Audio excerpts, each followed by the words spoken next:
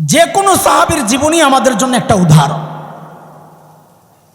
আমি একজন সাহাবীর ছোট্ট একটা উদাহরণ দিই আপনাদেরকে।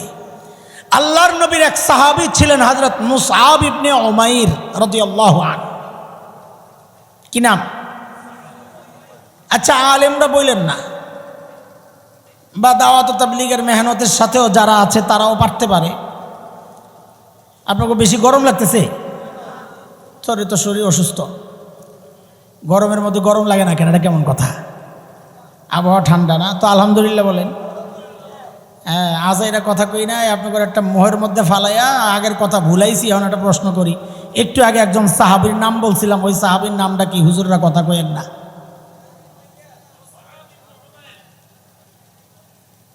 এক ভাই বলছে, কিরে পোলা ভাইয়ের নাম কি?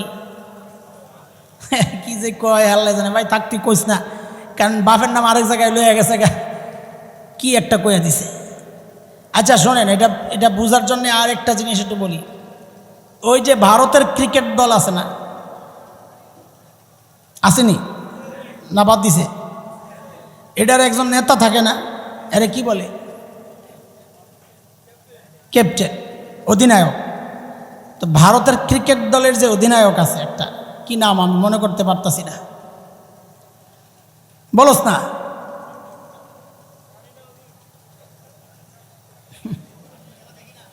খেলা দেখো না? হ্যাঁ, কি নাম বললো? না, ধোনি না, আরেকটা নাম। আরে না, এটা তো এই জমানার, আরো আগের। না, আরো আগের। থুরা, আমরা যখন পোলাবেন আসছিলাম তখনকার, এখন তো এগুলো তো এই জমানার। হ্যাঁ, সচিন টেন্ডুলকার না, আর আর নাই। না, থুরা, ওয়াজের মাঝখানে কি একটা লাগাই দিয়েছেন ভেজাল। ও মুরব্বীরা শুনছেননি? ভারত দলের বর্তমান অধিনায়ক কে? আগের অধিনায়ক কে? তার আগের অধিনায়ক কে? তার আগের অধিনায়ক কে? লাইন ধরে নাম সবটি কিন্তু কয়ে লাইছে। এদের যদি জিজ্ঞেস করেন এই সবগুলা খেলোয়াড়ের সাথে কার কার প্রীত আছিল, পোলাপান ওইটাও কইতে পারবে, কার সাথে ব্রেক হয়েছে ওইটাও কইতে পারবে।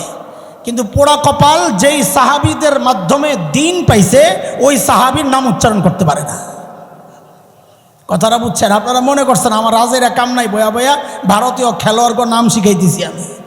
এটা আমি অনুভূতিটা জাগানোর জন্য এই বিষয়টা আনছি, যে এই দেশের মানুষ পোড়া কপাল না, এরা আমাদের বন্ধু না, বন্ধু রাষ্ট্র না, ধর্মীয় দিক থেকে আমাদের আপনজন। এরা হচ্ছে ইসরায়েলের ইহুদিরা যেমন আমাদের জন্য সবচাইতে ভয়ঙ্কর শত্রু, এই হিন্দুরা, এই সমস্ত মুশরিকরা, এরা আমাদের জন্য ওই ইহুদির চেয়ে কোনো অংশে কম না, এরা আমাদের জন্য আরও ভয়ঙ্কর শত্রু। অথচ তাদের নাম জানি, সাহাবীর নাম জানি না। আমার জন্য এর চেয়ে দুর্ভাগ্য আর কি হইতে পারে বলেন আপনারা? এইবার বলেন তো, সাহাবীর নাম কি বলছিলাম? মুসআব ইবনে উমাইর। মাশাআল্লাহ।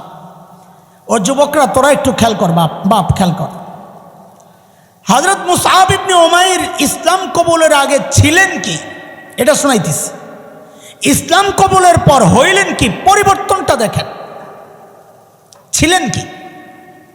বলা হতো তাকে ফাতা মক্কা, হিরো অফ মক্কা, মক্কার সবচাইতে সুন্দর, মক্কার মডেল পুরুষ, সবচাইতে স্মার্ট পুরুষ। চেহারায় ছিল গড়নে এত সুন্দর, কত সুন্দর বুঝার জন্য ছোট্ট একটা কথাই শোনেন। 12 জন আরবের চেহারা নবীজির চেহারার সাথে মিলত। ওই 12 জনের মধ্যে একজন ছিলেন হযরত মুসআব ইবনে উমাইর। হযরত মুসআব কতটা সুন্দর ছিলেন বুঝার জন্যে এটাই যথেষ্ট যে তার চেহারা আমার নবীর চেহারার সাথে মিলত। আর বলার দরকার কি, এত সুন্দর। আতিয়াবুল আরব, সবচাইতে চমৎকার সুঘ্রাণ ব্যবহার করতেন। সারা মক্কার মানুষ তার জন্য অস্থির, পাগল। তার কি সুন্দর চুলের স্টাইল, তার কি সুন্দর পোশাকের স্টাইল, দেখতেও সুন্দর। আরে ভাই, রুচিও আছে, পয়সাও আছে, চেহারাও ভালো, তিনটা একসাথে হয়ে গেছে। এত সুন্দর মুসআব। এই মুসআব যখন ইসলাম কবুল করলেন, এখন মুসআবের আর এগুলার প্রতি কোনো লক্ষ্য নাই, কারণ তিনি জেনেছেন, নবীজি বলেছেন, ইন্নাল্লাহা লা ইয়ানজুরু ইলা সুওয়ারিকুম, আল্লাহ তোমার এই বাহ্যিক সৌন্দর্য দেখবেন না, রূপ যৌবন দেখবেন না, আল্লাহ দেখবেন তোমার ভেতরের অবস্থা কি। হযরত মুসআব যখন জেনে গেছেন, তখন ওই সুন্দর পোশাক ফালাইয়া দিছে, ওই সুগন্ধি ফালাইয়া দিছে।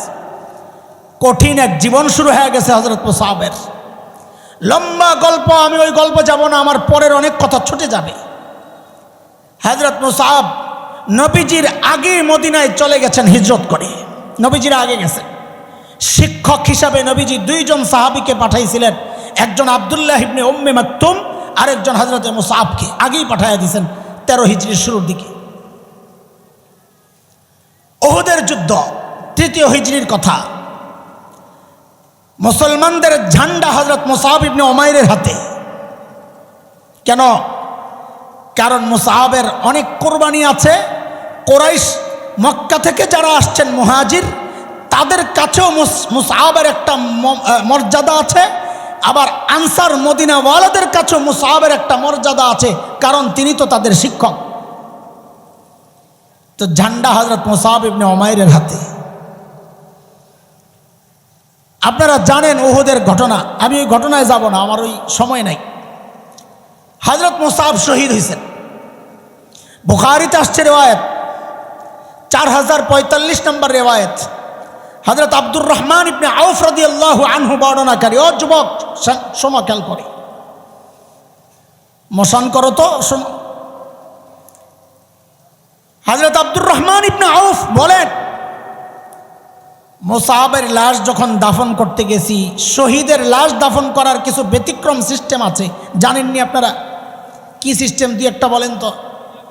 বিনা গোসল। মাশাআল্লাহ, বিনা গোসলে শহীদের দাফন দেয়।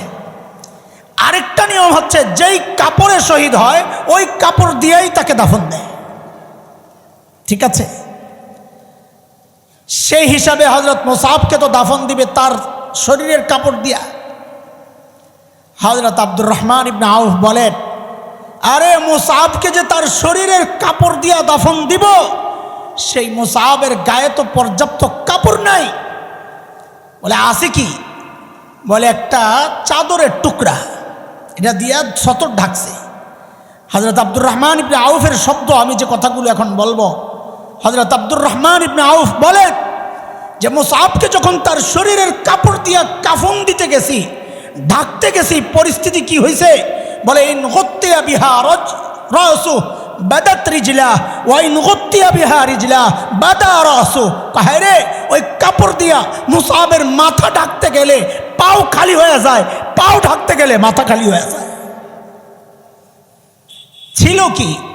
সবচাইতে ফ্যাশনেবল পোশাক পরতো যে, সবচাইতে স্টাইলিশ পোশাক পরতো যে, সেই মুসআবের পরিবর্তিত জীবনটা দেখেন।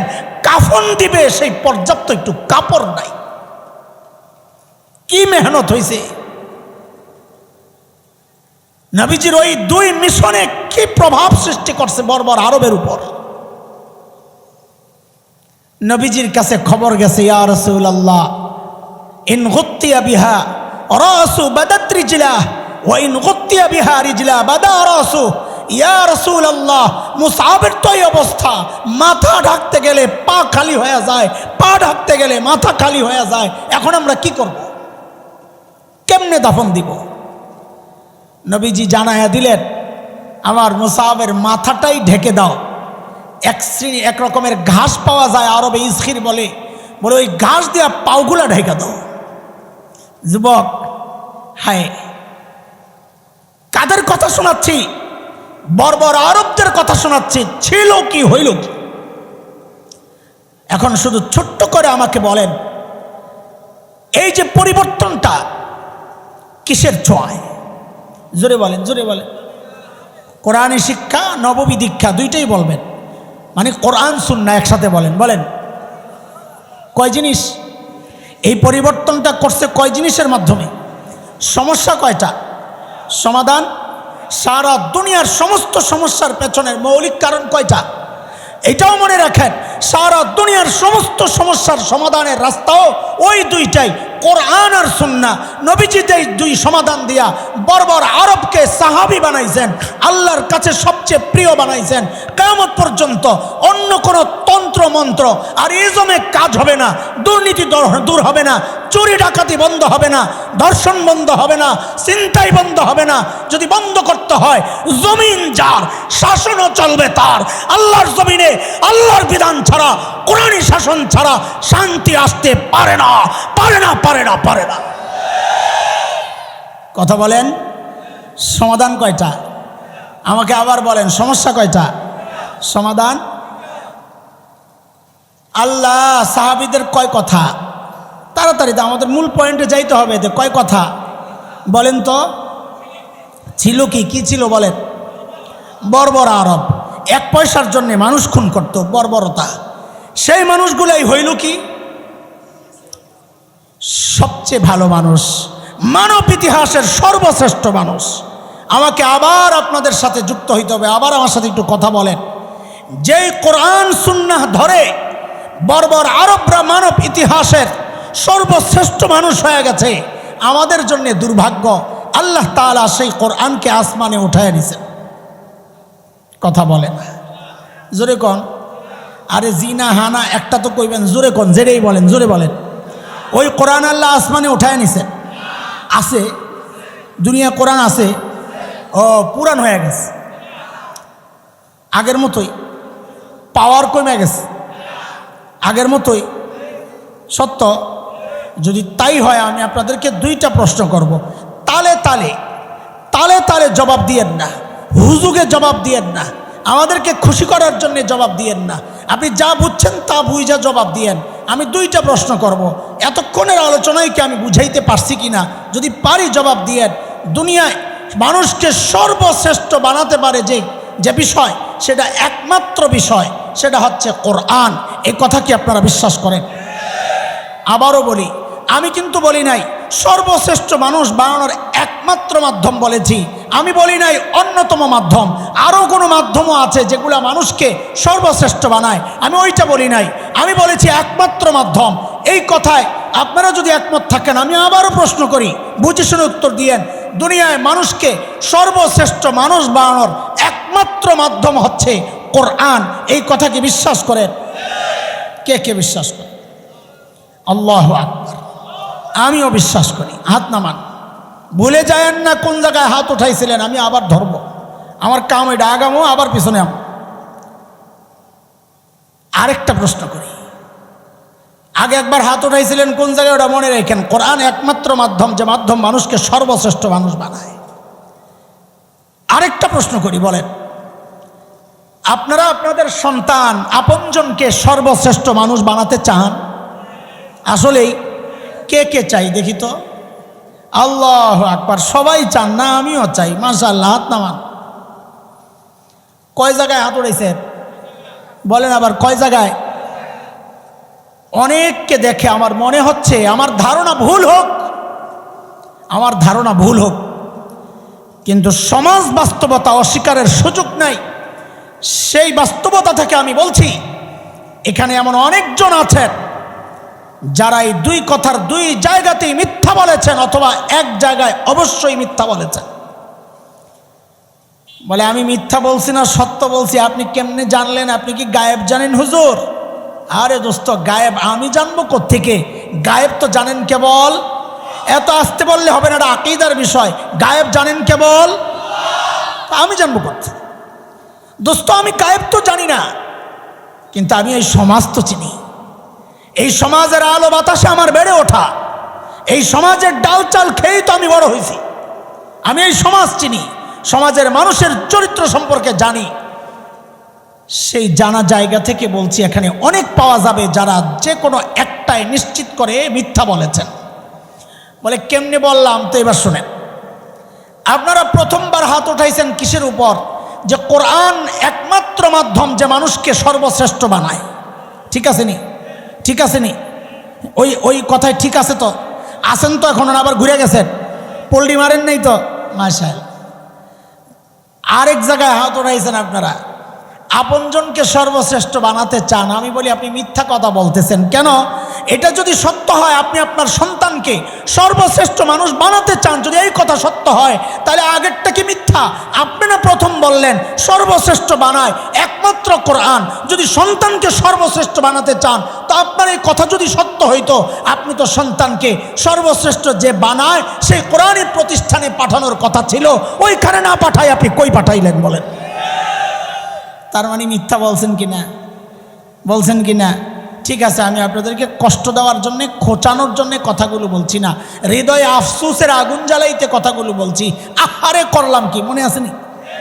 ধরলাম কি, ছাড়লাম কি, আহারে যাই করছি, একটু তাড়াতাড়ি আমার দিকে মনোযোগ দেন, মনোযোগ দিয়ে শোনেন কথাগুলো। যাই করছি এটা আমাদের জন্য গর্বের কাজ হয়েছে না আফসোসের? বলেন, সন্তানকে যে দিন শেখাচ্ছি না, শিখাই নাই, শিখানোর নিয়ত নাই, এই যা করছে এটা আমার জন্য গর্ব না আফসোস? বলেন তো কেন আফসোস? এটা মুখে মুখে বলতেছেন, মাহফিলে আসছেন, হুজুর এত কষ্ট করে আসছে, কিন্তু আসলেই আফসোস।